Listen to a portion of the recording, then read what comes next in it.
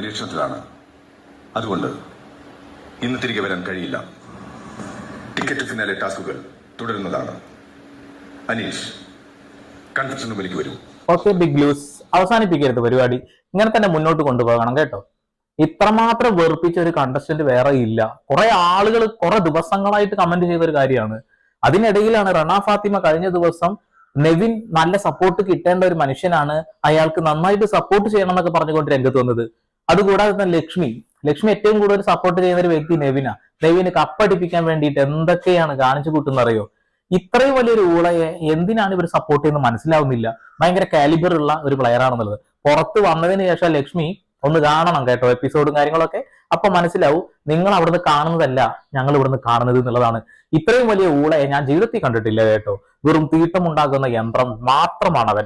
മറ്റുള്ള ആളുകളെ ഭക്ഷണം കട്ട് തിന്നുന്നതും ഒക്കെ ഇനി അതെന്നെ പറഞ്ഞുകൊണ്ടിരിക്കുന്നില്ല.